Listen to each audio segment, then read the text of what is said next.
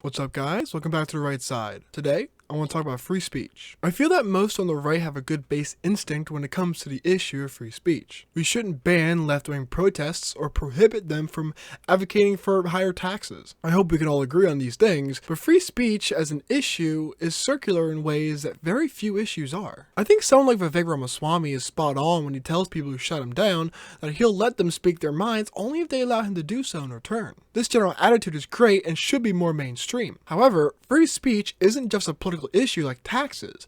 It's a very powerful tool, and someone has to wield it. Too long, the right has treated many societal and political issues with de-escalation, wanting to act in good faith by not going for the sword in an effort to be moderate and live in peace. What the right has yet to learn until recently, if at all, is that the left won't let their opposition live in peace. They will grab that sword and cut our heads off the second they get the chance. This has happened with everything. Just look at education as an example. The live and let live attitude allows the left to wield power and chop our heads off while we put our hands up and smile. There is one issue that we must not tolerate this approach with, and that's speech. The absolutist position on free speech will lead to the left censoring us. Free speech is like being isolationist. It only works if the other players in the game agree on the rules. Free speech ought to be handled like the prisoner's dilemma. These thought experiments posit that individuals, given the ability to benefit from the other person's generosity or modesty, will take that opportunity to do just that. For example, being isolationist would allow legitimately imperialistic nations to grow in their power, as long as they don't step on our toes until they are strong enough to invade us, that is. This is why the US's foreign policy should be peace through strength. Instead of portraying apathy to global affairs,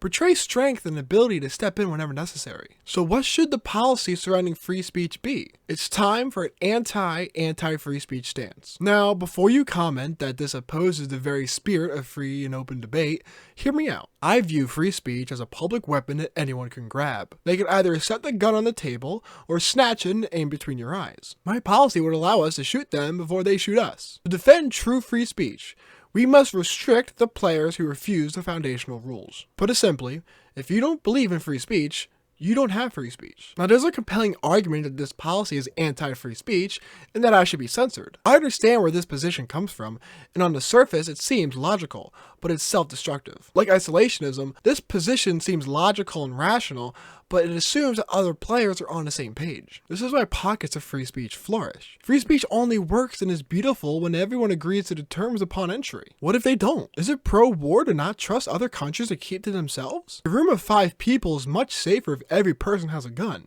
and it is very unsafe if only one person has a gun. I want people to disagree on abortion, taxes, education, immigration, foreign policy, and the like, but speech is a direct political tool. We use speech to debate all these topics. If the left had a nationwide, up until birth abortion policy, we could still have free speech. If the left banned hate speech targeted toward abortion clinics, Planned Parenthood, or persuading pregnant mothers, they could win through elimination of opposition. Where the arguments against anti-free speech fail is the assumptive treatment of free speech as just any ordinary political issue. It's not. My stance is not the equivalent of banning globalist arguments or pro-choice arguments. My stance is the equivalent of ensuring that everyone plays by the same rules and is forced to allow arguments against guns or school choice to occur. Free speech is more than just an issue.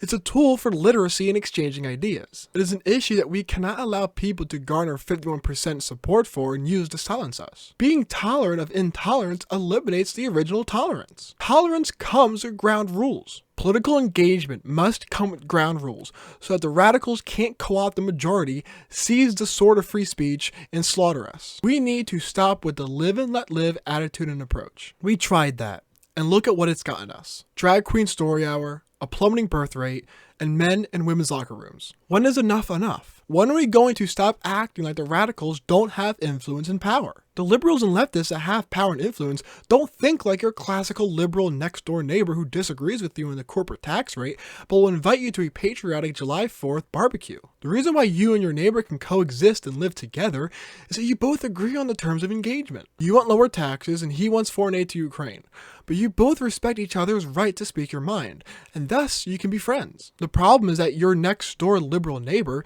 isn't isn't the one writing legislation or coercing big business. It's the radicals in his party who frame your arguments against your neighbor as hate speech and want to silence you. The difference between my stance and the radicals in the example is that instead of silencing pro-choice or anti-gun arguments, I want to silence those who wish to silence pro-life or pro-gun arguments. The distinction may seem small and insignificant, but the difference is vitally important. I want us all to be able to come together and talk about these issues while still being able to go to the bowling alley, campsite, or beach together. That is the essence of a healthy and functioning democracy. While it is disappointing and unfortunate that the worst of both sides often ruin things for everyone else, we can't keep treating them like they want what we want. They don't. If they got their way, you'd be silenced.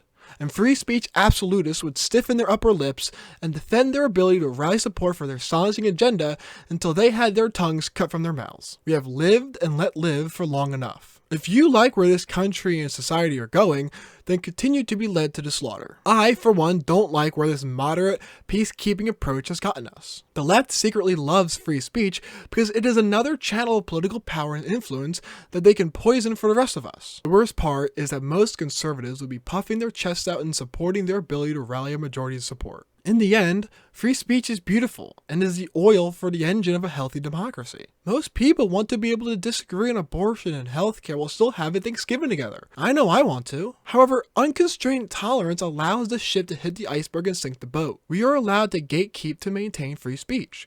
Just like we don't have to sail in a straight line because we fear having to steer away from obstacles. If NASCAR drivers weren't allowed to turn to stay on the track, they'd speed right into the barrier, explode into a ball of fire, and die. We are allowed to take the wheel of political discourse and ensure that everyone has the same future of true free speech before they do and slash your tires. I hope you guys enjoyed the video. If you did, I'd appreciate if you hit the like button. If you'd like to support and help the channel grow, please subscribe and ring the bell to stay updated with all my uploads. Finally, whether you agree or disagree, leave your thoughts in the comment section below. I look forward to engaging with you guys in respectful and thoughtful discussions. With that said, I'll see you guys next video. See ya.